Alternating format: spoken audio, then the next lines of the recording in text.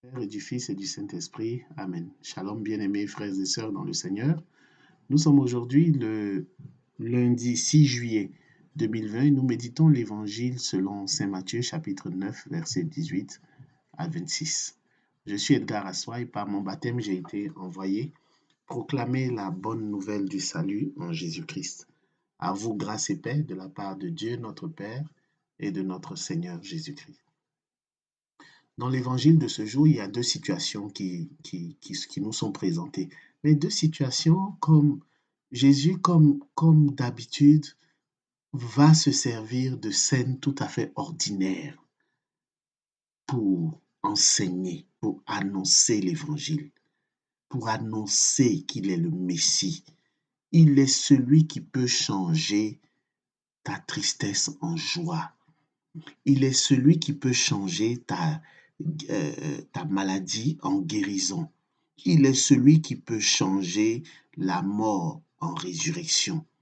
Il est celui qui fait toutes choses nouvelles.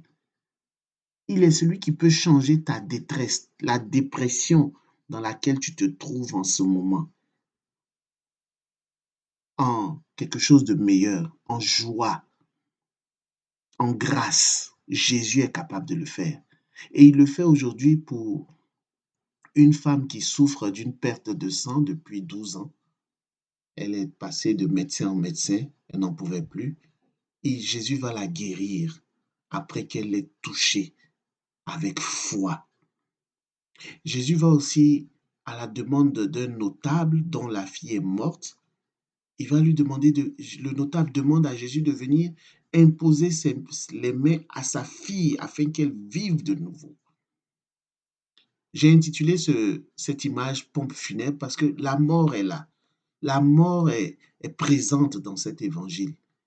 Mais la mort n'est pas le dernier mot, mon bien-aimé frère et sœur dans le Seigneur. La mort, ce n'est pas la fin. La mort n'a pas le dernier mot. La Bible nous dit, mort, où est ton aiguillon? Jésus a vaincu la mort.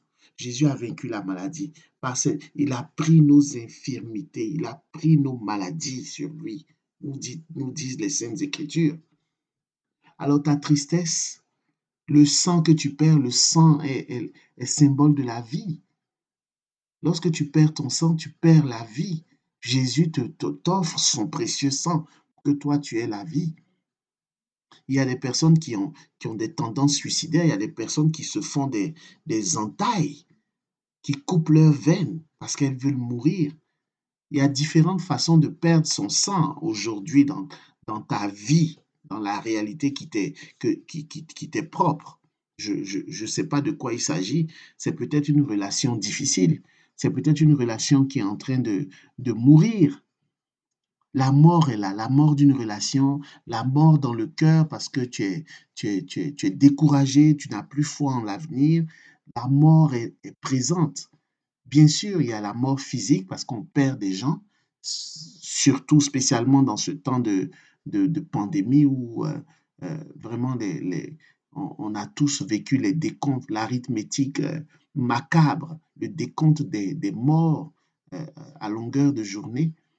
La mort est présente physiquement, mais la mort aussi spirituelle.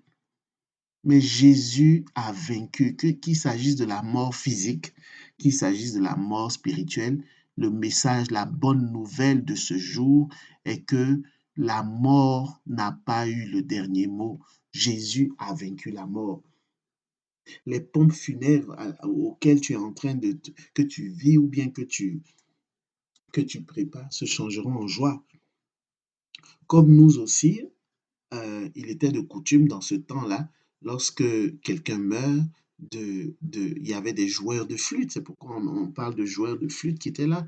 Mais il y avait aussi des pleureuses, des pleureuses professionnelles qu'on pouvait appeler. Puis s'il s'agissait vraiment d'une personne riche ou d'un proche, d'une personne vraiment connue, d'un notable, euh, la vie pouvait s'arrêter dans la ville, dans le village. On pouvait tout mettre en œuvre et il était vraiment de coutume, lorsque vous voyez un cortège funèbre passer, de vous associer à ce cortège-là et puis de pleurer aussi avec ceux qui pleuraient. C'est pourquoi Paul va nous dire, pleurez avec ceux qui pleurent, réjouissez-vous avec ceux qui se réjouissent. Alors c'est une scène tout à fait ordinaire, mais Jésus te rejoint aujourd'hui dans l'ordinaire de ta vie et cette vie-là, à cause de sa présence, il en fait une vie extraordinaire. Tu vis désormais une vie extraordinaire. Tu vis quelque chose d'extraordinaire. L'ordinaire sera changé en quelque chose d'extraordinaire par la présence de Jésus-Christ. C'est cela la bonne nouvelle. La tristesse qui t'habite parce que ton conjoint t'a abandonné, parce que tu ne sais plus où donner de la tête, parce que ton mariage est en train de battre des ailes et puis le divorce frappe à la porte. Peu importe la situation, la vie n'est pas terminée. C'est ce que je veux te dire. Ta vie n'est pas terminée. Retrousse tes manches, lève-toi, bats-toi. Ta vie n'est pas finie. Que la paix du Seigneur soit avec toi. Au nom du Père et du Fils et du Saint-Esprit. Amen.